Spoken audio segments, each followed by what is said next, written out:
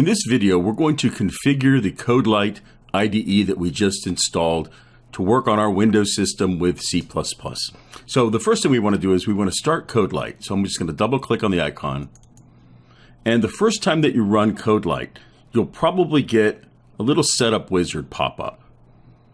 And here it is. You may also get a window that says you want to update to the latest version, which you can certainly do. I'm going to cancel for this video.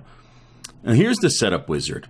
Now, it's important that you run through this setup wizard. If this does not show up for the first time, you can always find it up here. You can select Help, and then you can run the setup wizard here. But in this case, it does show up. So I'm going to go through this, and you only have to do this one time. I'm going to select Next. Now here, the way that CodeLite works is it uses a lot of plugins to support PHP, C, C++, and so forth. We only care about C++ in this case. So what we want to do is we want to clear these plugins. So you can see all the check marks are gone. And then we want to toggle the C++ plugins only. So I'm going to select that until only the C++ ones show up. Okay, so that's what we need to do. Just make sure that not all of them are set up, just some of them. You can use the toggle to do it. I'll select Next. Now we want to set up the compiler. Now, remember, if you've already installed the MinGW compiler, then you can just click Scan. If you haven't, go back to the video and install it. I wouldn't install it from this option because it installs an older version of the MinGW compiler. Okay. So I'm going to Scan, and it should find it. There it is. So I want to select it and press Next. Now here you can customize the colors to whatever you like. This dark Monokai theme is kind of nice on the vision. It's not so hard on your eyes. But for the video, I'm going to choose the classic Eclipse look. That way I think it shows up a little better on video. So I'll select Next. We'll leave these defaults as is, and we'll press Finish. Okay. Now at this point, you want to save and exit. It's going to ask you this every time you make a change, and it gets pretty annoying. So I'm just going to say, remember my answer and don't ask me again. And every time I make a change, I want to save and exit. So I'll save and exit. Okay, so it saves it and it opens it up again, and now the settings that I set were applied. And again, I'll cancel the new download here. Okay, so let me make this full screen here. And as I mentioned before, if that setup wizard does not show up, you can start it here. Run the setup wizard. Okay, so now what we want to do is we want to create a new workspace. And once we create the new workspace, we'll have a couple settings to do, and then once that's done, it'll be all set. So let's create a new workspace. A workspace is basically an area where you can have different C++ projects in. So the first thing we want to do is create a new workspace. I'll select that. You can also say File, New Workspace. Okay, so I'll do it right here. And it's going to ask me for the name of the workspace. So I'll just say CPP Workspace. You could do this whatever you like. If you want to have a workspace for all the Section 1 exercises, Section 2, Section 3, or whatever you like, whatever makes sense for you. I'm going to put it in my Documents folder, and I want to create the workspace under a separate directory. That just helps me organize my files. I'll select OK. Good. Now you can see here on the left pane on my workspace view, I've got a workspace. Now the workspace in and of itself isn't real useful. I need to create a project within the workspace. So I can right click on workspace and say New Project. So I'll do that and I'll select New Project. At this point, we've got some options. We're going to select the console option and then Simple Executable G++. That's basically the C++ compiler. It's called G++ because it's from GNU. So I'll select that, Next. And then you give your project a name. This could be, again, any name you like. Avoid spaces just to be safe, just simple name. So I'll say Test1, let's say. And again, I want to create a project in a separate directory. I'll press Next.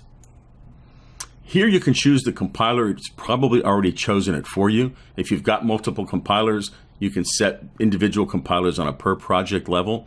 But we're using the MinGW compiler, and we're using the GNU debugger.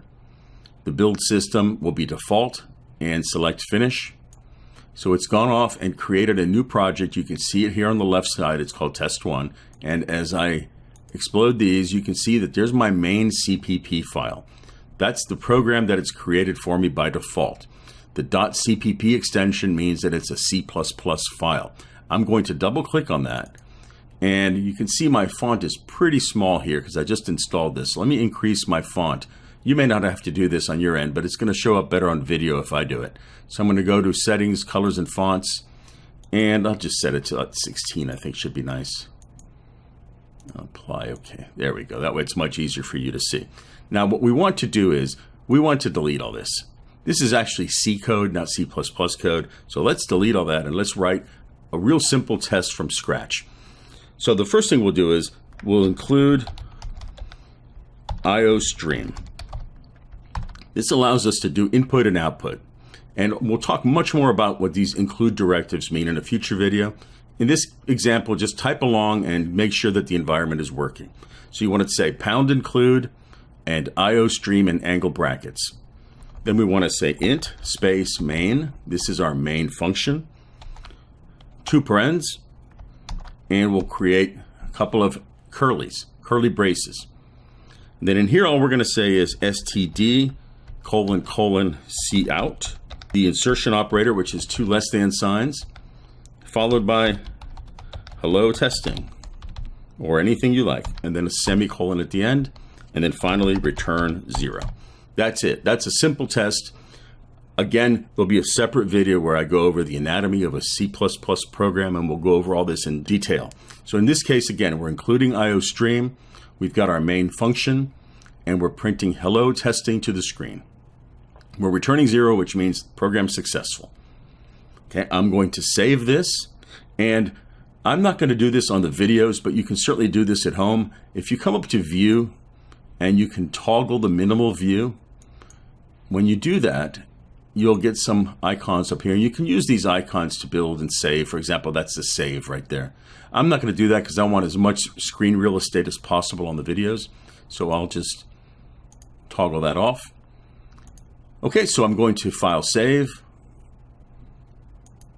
And at this point, we're ready to run the program, but we need to make a couple of changes just because we want to use modern C++. So what we can do is we can click on the project, test 1 in this example, and I'll right click, and down at the bottom you'll see settings.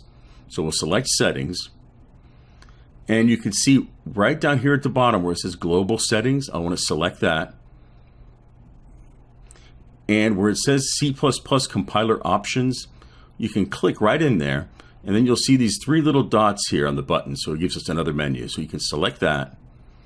And we want to make sure that a couple of things are set. We want to be sure that C++ 14 is checked. That means we're using the latest version of the standard, which is modern C++. We also want to be sure that the WALL, all warnings, is checked. Okay, so that's it for now. That'll be fine. We'll select OK. And we'll apply and OK. Perfect.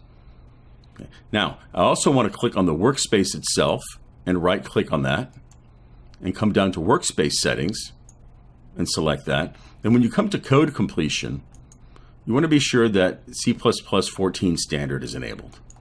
Okay. Code completion is something that the IDE does. As you type, it's trying to figure out what you want to do and help you out so you don't have to do a lot of typing. And in this case, we want to tell it to use the C++ 14 standard when it's trying to figure things out. So I'll select OK.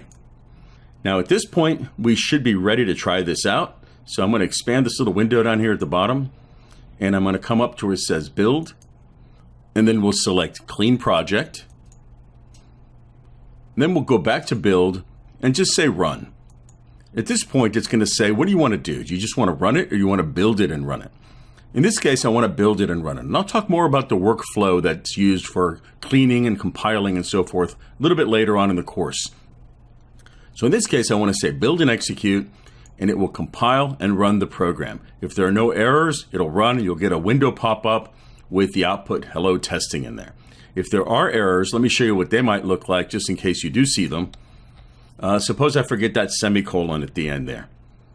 And I'm going to say build, run, build and execute, and you can see this red down here that says error expected a semicolon before the return. You also get a red error here.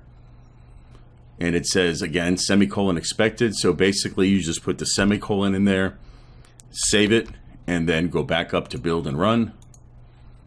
Build and execute. You can click on here for it to remember to always build and execute or just execute. Again, don't do that yet. We'll do that as the course progresses, and I'll show you the different workflows we can use. So build and execute.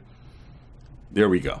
Now, if at this point you get an error that says that some DLL can't be found, then what you want to do is you want to go back to the project, right-click, and go down to Settings. And remember, you only have to do this if you get some kind of runtime error that says some CPP DLL file is not found. And go to Global Settings. And then what you want to do is you want to go to the Linker Options. And just select right on there and click that little button. And down here at the bottom, what you want to do is you just want to add a couple of lines. You could say -static -lib gcc. And then press Enter, and that -static -lib std C++. Okay, so what will happen here is now the linker is going to statically link the files and not have to use dynamically linked libraries or DLLs. Again, you only have to do this if you get that error. If you don't get the error, you can do it also, and it's not going to hurt. But I'll select OK, apply, and let's do a build. Rebuild. Let's do a clean first. Whenever you change any kind of settings, you want to clean the project, which really just cleans everything up and gives you a starting place. So we'll clean the project, and then we'll just say run, build, and execute. In this case, it's going to statically link it, which is just as good. And hello testing, we're all set. At this point, we've got a grid install, it's configured, and we're ready to use CodeLite to start learning C++.